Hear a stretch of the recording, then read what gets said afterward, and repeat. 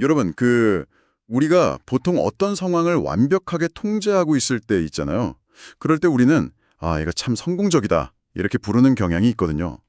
그쵸. 내 맘대로 다 굴러갈 때. 네, 맞아요. 그 최고급 파인다이닝 레스토랑의 주방장을 한번 상상해 보세요.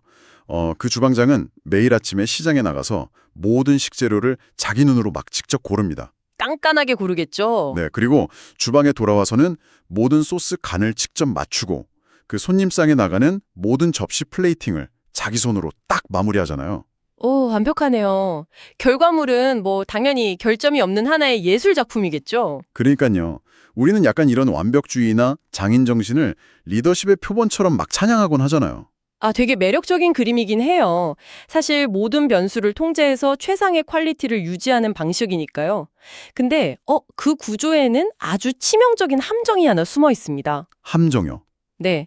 만약에 그 완벽한 주방장이 과로로 갑자기 쓰러진다면 그 레스토랑은 어떻게 될까요? 바로 문 닫아야죠. 그쵸. 아니면 그 식당 요리가 막 너무 유명해져서 하루에 막 10,000명씩 손님이 몰려든다면요. 와, 상상만 해도 끔찍한데요. 받쳐내지도 못할 거고. 맞아요. 주방장의 그 완벽한 통제력이라는 게 결국 레스토랑이 더 이상 성장할 수 없게 딱 가로막는 가장 거대한 병목 현상이 되어 버리는 거죠. 내가 모든 걸 다 쥐고 있어야 직성이 풀리는 그 완벽주의가 오히려 확장을 주기는 독이 된다. 와, 이거 진짜 뼈 때리는 말이네요. 여러분, 오늘 우리의 딥다이브 미션은 바로 이 지점에서 출발합니다. 네, 아주 흥미로운 주제죠. 우리가 가진 지식이나 우리가 세운 비즈니스 모델 아니면 어떤 깊은 신념이나 사역 같은 것들이 어떻게 우리의 통제권을 완전히 벗어나서 스스로 막 생명력을 얻고 폭발적으로 뻗어나갈 수 있는지 오늘 그 증식과 유산의 비밀을 한번 파헤쳐 볼 겁니다. 기대되네요. 오늘 우리가 깊게 탐구할 자료는 그 더 2대 13 전략이라는 시리즈 중 16번째 파트입니다. 이 자료가 본래는 종교적인 사역이나 선교의 맥락을 담고 있는 텍스트긴 하거든요. 근데 오늘 우리는 이거를 기업의 조직 문화라던가 교육 시스템, 그리고 일상적인 리더십 영역까지 확 넓혀서 해체해 볼 겁니다. 좋습니다. 종교적 맥락을 넘어서 보편적인 원리를 뽑아내는 거군요. 맞습니다. 그 이전 파트들에서는 어떤 움직임이 특정 지역에 정착해서 스스로 생존하는 기반을 다루었다면 오늘 다룰 내용은 생존? 그 다음 단계예요. 바로 기하급수적으로 퍼져나가는 복제의 메커니즘이죠. 복제. 와, 이 자료 서두에 등장하는 문장이 진짜 오늘의 전체 방향성을 아주 날카롭게 찔러주더라고요. 진정한 증식은 내가 모르는 사람이 내가 만든 시스템으로 무언가를 전파할 때 시작된다. 아, 진짜 멋진 문장입니다. 그쵸? 여러분 한번 머릿속으로 저울질 해보시죠. 내가 평생 동안 100명을 내 곁에 딱 두고 아주 완벽하게 직접 가르치는 것. 그리고 스스로 100명을 가르칠 수 있는 단 한 명의 사람을 제대로 세우는 것. 이 둘 중에서 어떤 게 세상을 더 크게 바꿀까요? 당연히 후자겠죠. 스스로 100명을 가르칠 한 명을 세운다. 이론적으로는 완벽한데 사실 현실에서는 달성하기가 극도로 어려운 거잖아요. 그쵸. 막상 해보면 진짜 안 되거든요. 네, 그래서 이 증식의 원리를 제대로 이해하려면 먼저 역사적으로 가장 오랜 기간 검증된 그 고전적인 프레임워크를 좀 뜯어봐야 합니다. 자료에서는 디모데후서 2장 2절에 등장하는 고대의 지식 전수 모델을 제시하는데요. 그 4대 복제 모델 말씀이시죠? 1세대에서 4세대로 이어지는 거. 네, 맞아요. 제너레이션, 즉 세대를 거치는 복제 개념입니다. 구조는 아주 명확해요. 1세대는 바울이라는 인물입니다. 창립자나 최초의 리더격이죠. 네네. 이 바울이 2세대인 디모데에게 자신의 핵심 철학과 가르침을 전수합니다. 사실 여기까지는 현대의 어떤 기업이나 조직에서도 되게 흔히 볼 수 있는 멘토링이잖아요. 1대1 교육 같은 거니까요. 맞아요. 근데 이 모델의 진짜 파괴력은 3세대로 넘어가는 시점에서 발생하거든요. 디모데는 자신이 배운 걸 바탕으로 3세대인 그 충성된 사람들을 찾아내서 가르칩니다. 바울에서 디모데 그리고 충성된 사람들. 네. 그리고 그 3세대는 다시 4세대인 또 다른 사람들을 가르칠 수 있는 역량을 딱 갖추게 되죠. 정리해보면 바울, 디모데, 충성된 사람들 그리고 또 다른 사람들 이렇게 4대네요. 정확합니다. 창립자에서 시작된 메시지가 이 4대째에 딱 이르면 이건 뭐 더 이상 한 개인의 영향력 아래 놓인 단순한 전달 행위가 아니에요. 세대를 거듭하면서 스스로 작동하고 진화하는 어떤 영속적인 시스템으로 변모하는 거죠. 아, 영속적인 시스템. 이 4대 복제가 왜 그토록 중요한가? 여기서 저는 그 수치와 통계의 관점으로 이 원리를 진짜 한번 파헤쳐보고 싶었거든요. 오, 수치로요? 네. 아까 자료 제목이 더이 대13 전략이라고 했잖아요. 저는 솔직히 처음에 이거 들었을 때 무슨 시간이나 성경 구절 아니면 특별한 황금 비율 같은 건 줄 알았어요. 아, 보통 그렇게 생각하죠. 2대 13. 그쵸? 근데 이게 순수한 수학 공식이더라고요. 바로 2의 13승을 의미하는 거였습니다. 이게 기하급수적 성장의 핵심 원리인 거예요. 아, 2의 13승 수학적인 접근으로 딱 들어가니까 이 개념이 훨씬 시각화가 잘 되네요. 여러분 진짜 이거 계산 한번 해볼까요? 매일 10명씩 새로운 사람을 내 힘으로 직접 모고 가르치는 덧셈 사역이 있다고 쳐볼게요. 덧셈이요? 네. 그러니까 내가 혼자서 100명분의 일을 다 해내는 100대 0 모델인 거죠. 첫날은 10명, 둘째 날은 20명, 셋째 날은 30명. 처음에는 성과가 눈에 확 띄겠는데요. 속도도 엄청 빠르고요. 맞아요. 내 눈앞에 사람들이 막 모이는 게 보이니까 리더로서 자부심도 뿜뿜 하잖아요. 근데 반대로 곱셈 사역을 한번 볼까요? 이건 딱 2명에서 시작합니다. 내가 2명을 가르치고 그 2명이 각각 2명을 가르쳐서 4명이 되고. 아, 그리고 그 4명이 8명이 되고. 네네. 근데 이게 처음 며칠 동안은 그 덧셈 모델에 비해서 진짜 초라하게 짝이 없거든요. 그렇겠죠. 아까 덧셈이 막 30명, 40명 치고 나갈 때 곱셈은 뭐 기껏해야 8명, 16명 수준이니까요. 맞아요. 그게 바로 우리가 곱셈을 포기하는 이유예요. 초반에는 곡선이 막 바닥을 기어가는 것처럼 보이니까 불안하거든요. 근데 여러분, 이 2의 배수가 13번째 단계, 즉 13세대에 도달하면 숫자가 어떻게 변하는지 아십니까? 엄청 커질 것 같은데요? 2의 13승은 8,192명입니다. 반면에 매일 10명씩 13단계를 거친 덧셈 모델은 고작 130명에 불과해요. 와, 130명 대 8,192명. 차이가 어마어마하네요. 그러니까요. 시간이 조금만 지나면 그 곱셈의 지수곡선이 덧셈의 직선을 수직으로 뚫고 그냥 우주로 날아가 버리는 겁니다. 혼자서 모든 짐을 짊어지고 완벽을 기하는 덧셈 모델은 결국 리더의 물리적인 시간이나 체력 한계에 부딪혀서 반드시 성장을 멈추잖아요. 병목이 생기니까요. 네. 하지만 이 4대 복제가 이루어지는 시스템은 애초에 한계치 자체가 없는 겁니다. 와, 진짜 완벽한 수학적 논리네요. 하지만 여기서 우리는 되게 차가운 현실을 마주해야 합니다. 현실이요? 어떤? 수학적으로는 이렇게 명쾌하고 압도적인데 왜 현실의 기업이나 스타트업, 교육 현장에서는 이런 4대 복제가 거의 기적에 가까울 정도로 드물게 일어날까요? 듣고 보니 그러네요. 우리 주변에 이런 조직이 잘 없잖아요. 그쵸? 기껏해야 1세대 창업자가 2세대 핵심 멤버들한테 노하우 전수하는 데서 딱 그치고 3세대나 4세대로 넘어가기 전에 흐름이 완전히 끊어져 버리는 이유가 뭘까요? 수학이 틀린 게 아니라면 결국 사람의 전달 방식에 치명적인 결함이 있다는 뜻 아닐까요? 아까 말한 그 바울에서 디모데까지는 되게 잘 이어지는데 왜 그 다음엔 충성된 사람들을 세우는 단계에서 자꾸 병목이 생기는 걸까요? 그 자료는 그 실패의 원인을 아주 명확하게 진단합니다. 바로 우리가 전달하려는 내용과 방식이 너무 복잡하기 때문이라는 거예요. 아, 복잡해서요? 네. 우리는 보통 무언가를 남한테 가르칠 때 무의식적으로 막 자신이 아는 모든 걸 다 쏟아부으려는 경향이 있거든요. 방대한 지식, 촘촘하게 짜인 이론, 고차원적인 철학적 배경 이런 걸 잔뜩 얹어서 전달하잖아요. 아, 왠지 그래야 제대로 가르치는 것 같고 뽀대도 나니까요. 아까 그 파인다이닝 주방장이 자기 밑에서 10년 동안 칼질 배운 수제자한테 비법 잔수하는 것처럼요. 정확해요. 1세대 리더랑 2세대 수제자가 얼굴 맞대고 막 수년 동안 훈련하는 관계라면 그런 복잡한 지식도 전달이 가능하죠. 근데 그 수제자가 독립해서 또 다른 요리사를 가르치고 그 요리사가 또 다른 막내를 가르치는 3세대, 4세대로 넘어가면 이야기가 완전히 달라집니다. 아, 퀄리티 유지가 안 되겠네요. 그렇죠. 너무 복잡한 지식 체계는 3세대로 넘어가는 순간 심각하게 왜곡되거나 아예 너무 무거워서 전달 자체가 딱 멈춰버립니다. 배우는 사람 입장에서는 이거 너무 어려워서 나는 도저히 남한테 못 가르치겠다 하고 포기해버리는 거예요. 그 다단계 전원 게임, 흔히 말하는 가족 오락관 텔레폰 게임 떠올려보면 이해가 확 되네요. 첫 번째 사람이 막 10문장짜리 복잡하고 철학적인 이야기를 옆 사람 귀에 대고 속삭이면 네네. 네 번째 사람한테 도달했을 때는 원래 의도랑 완전 다른 외계어가 되어버리잖아요. 맞아요. 정확히 그 현장입니다. 그래서 이 자료에서 지목하는 곱셈 사역의 진짜 연료는 다름 아닌 단순함입니다.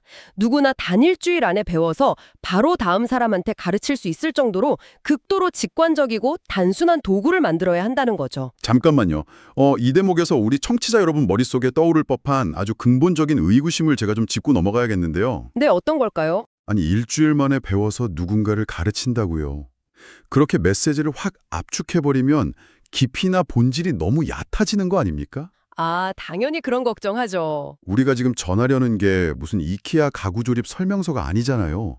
삶의 태도를 바꾸는 철학이나 고도의 비즈니스 노하우 같은 걸 그 일주일짜리 패스트푸드처럼 만들어버리면 오히려 퀄리티가 박살나서 본질을 잃어버리는 부작용이 크지 않을까요? 누구나 이 증식을 시도할 때 가장 먼저 부딪히는 거대한 두려움이 바로 그겁니다. 내가 평생을 바쳐서 쌓아올린 이 깊이 있는 철학이 무슨 얄팍한 껍데기만 남아서 굴러다닐 것 같다는 그 공포죠. 네, 저라도 솔직히 너무 불안할 것 같아요. 내 이름 걸고 나가는 건데. 하지만 여기서 말하는 단순화라는 건 메시지의 수준을 낮추는 게 절대 아닙니다. 수준을 낮추는 게 아니다. 네, 오히려 복제에 방해가 되는 불필요한 개인기나 장식적인 요소들을 아주 철저하게 걷어내고 뼈대만 남기는 고도의 정제 작업에 가깝죠. 이 개념을 설명하기 위해서 자료에 페트로와 비노드라는 인물의 실제 사례가 나옵니다. 오, 페트로와 비노드? 그분들은 어떻게 이 단순화 딜레마를 돌파했나요? 페트로는 1세대 멘토이자 창립 자격인 리더예요.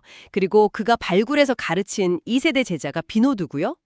만약에 페트로가 자신의 그 방대한 신학적 지식이나 복잡한 이론을 막 수백 페이지짜리 매뉴얼로 만들어서 비노드한테 주었다면 비노드가 밤새 공부했겠죠? 네, 비노드 개인은 훌륭한 학자나 전문가가 됐을지 몰라요.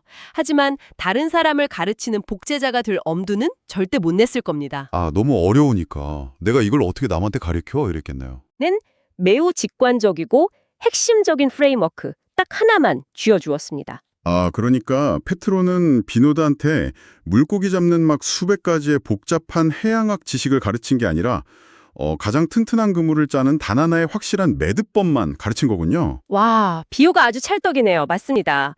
방법이 단순하니까 비노드도 되게 부담 없이 이 정도면 나도 오늘 당장 다른 사람한테 가르쳐 줄 수 있겠는데? 하는 자신감을 얻은 거죠. 와, 자신감과 실행력이 거기서 폭발하는 거네요. 바로 그겁니다. 그 결과가 자료에 묘사되어 있는데 페트로의 반응이 진짜 흥미로워요. 페트로가 느낀 가장 거대한 성취감과 기쁨은 자기가 직접 가르친 비노드가 똑똑해진 모습을 볼 때가 아니었어요. 그럼 언제였나요? 페트로가 어느 날 현장을 딱 방문했다가 비노드가 세운 또 다른 리더들, 그러니까 페트로 자신은 이름도 얼굴도 모르는 3세대 손주 제자들이 전혀 새로운 사람들을 막 가르치고 조직을 이끄는 광경을 목격한 거예요. 페트로는 그 장면을 보면서 진정한 의미의 감격을 느낍니다. 와, 손주제자라. 그러니까 이게 내가 직접 낳고 기른 자식이 훌륭하게 자란 것도 참 기쁘지만 그 자식이 또 다른 생명을 낳아서 막 길러내는 모습을 볼 때 느끼는 경이로움 같은 거네요. 정확합니다. 페트로와 비노드 사례가 증명하는 핵심이 바로 그거예요. 어떤 조직이나 아이디어의 진짜 성패는 내가 직접 가르친 직속 직원이 얼마나 일을 잘하느냐, 여기에 달려있지 않다는 겁니다. 아, 그게 진짜 지표가 아니군요. 네. 진정한 지표는 내가 가르친 그 사람이 과연 자신과 똑같은 퍼포먼스를 내는 또 다른 사람을 복제해낼 수 있느냐, 이겁니다.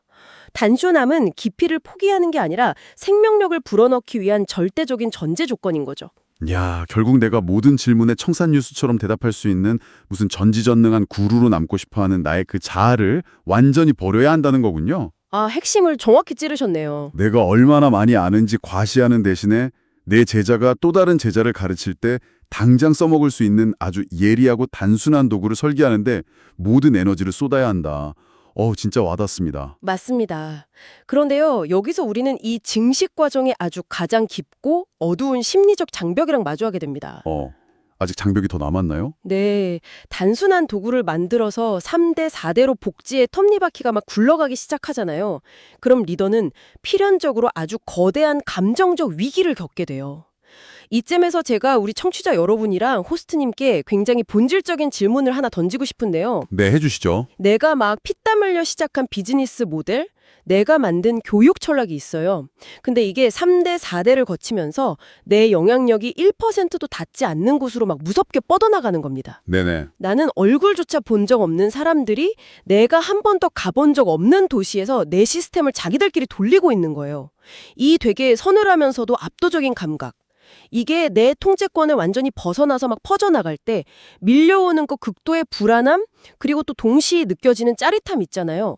이걸 리더로서 어떻게 감당해야 할까요? 와, 그 질문을 딱 들으니까 갑자기 숨이 탁 막히네요. 내가 통제할 수 없는 속도와 규모로 퍼져나간다는 건 반대로 말하면 내가 모르는 사이에 내 의도랑 완전 다르게 변질될 수도 있다는 공포잖아요. 그렇죠. 그게 제일 무서운 거죠. 아까 제가 처음에 예로 들었던 그 완벽주의 주방장이 자기가 한 번도 안 가본 지구 반대편 식당에서 자기 이름 걸린 레시피로 막 누군가 요리를 하고 있는데 그 요리에 간이 맞는지 뭐 위생 상태는 어떤지 확인할 길이 전혀 없는 상태인 거잖아요. 와, 상상만 해도 진짜 등에서 식은땀이 납니다. 그러니까요. 그래서 이 자료의 후반부가 가장 무겁게 다루는 핵심 화두가 바로 통제권 포기입니다. 레링고, 손을 놓아라. 네, 사역이나 아이디어가 나의 물리적, 인지적 통제 범위를 넘어서 막 팽창할 때 리더는 두 가지 선택지 앞에 섭니다. 내가 쥐고 흔들 수 없으니까 이것을 되게 위험한 탈선이나 조직의 붕괴 조짐으로 보고 어떻게든 억지로 끌어내려서 통제할 것인가. 아니면요. 아니면 내가 모르는 그 현장의 역동성과 더 큰 차원의 유기적인 인도하심을 신뢰하고 손을 놓을 것인가. 아, 통제와 질서를 헷갈리지 말아야 한다는 거군요. 우리는 보통 막 내가 모든 결제 서류에 도장 딱딱 찍고 모든 진행 상황을 보고받아야만 일이 안전하고 올바른 방향으로 굴러간다고 믿으니까요. 맞습니다. 하지만 아까 말씀하신 그 2의 13승의 기하급수적 곱셈, 즉 진정한 4대 복제가 완성되려면 필연적으로 리더의 손아귀에서 모든 것이 벗어나는 그 카오스의 순간을 기꺼이 허락해야 합니다. 자료는 경고해요. 이 순간을 불안과 두려움으로 막 통제하려고 들면 그건 스스로 애써 피워낸 그 증식의 불씨에 아주 차가운 물을 확 끼얹는 가장 어리석은 짓이라고 말이죠. 야, 결국 곱셈의 수학 공식을 완성하는 마지막 변수는 무슨 완벽한 커리큘럼이나 매뉴얼 같은 기술적인 요소가 아니었네요. 네, 아니죠. 리더십의 내면, 즉 심리적인 문제였습니다. 내가 닿지 않는 곳에서 내가 모르는 사람들에 의해 맺히는 열매를 의심하지 않고 막 신뢰하는 것. 그리고 내가 꽉 움켜쥐고 있던 그 통제의 운전대를 아주 과감하게 놓아버리는 용기. 바로 그겁니다. 내가 통제하지 못하는 상황을 탈선이나 실패가 아니라 생명력이 스스로 뻗어나가는 위대한 과정으로 인정하는 그 용기가 있어야만 우리는 확장의 단계로 넘어갈 수 있는 거군요. 맞습니다. 그 용기가 없는 리더는 평생 자신이 다 감당해야 하는 그 100대 0의 덧셈 감옥에서 벗어날 수 없어요. 바울이 디모데의 능력을 온전히 신뢰했고 또 디모데가 3세대인 충성된 사람들의 잠재력을 딱 믿고 맡겼던 것처럼 그 보이지 않는 곳을 향한 신뢰의 사슬이 이어질 때만이 이 거대한 2의 N승의 증식이 현실이 되는 겁니다.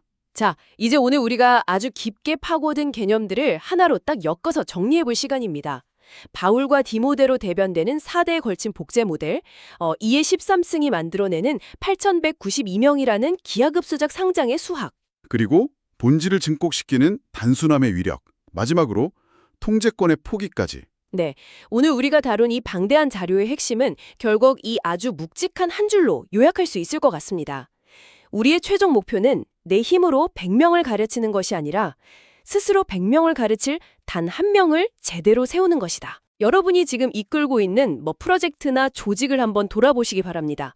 여러분은 지금 덧셈의 쳇바퀴를 돌리면서 막 지쳐가고 계십니까? 아니면 곱셈을 위한 단순하고 강력한 도구를 벼려내고 계십니까? 이것은 특정 종교의 테두리를 넘어서 진짜 누구에게나 적용되는 리더십의 본질적인 패러다임 전환입니다. 내가 100인분을 해내는 대체 불가능한 슈퍼스타로 남을 것인가? 아니면 1인분을 해낼 수 있는 100명을 무한대로 복제해내는 시스템의 설계자가 될 것인가?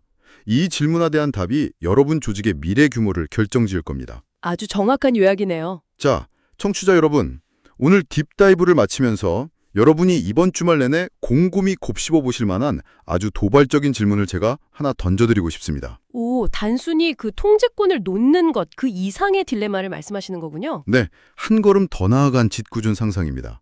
여러분이 막 평생을 바쳐 만든 핵심 철학과 시스템이 있다고 한번 가정해보죠. 이 시스템이 4대, 5대를 거치면서 여러분의 이름은 완전히 잊혀졌습니다.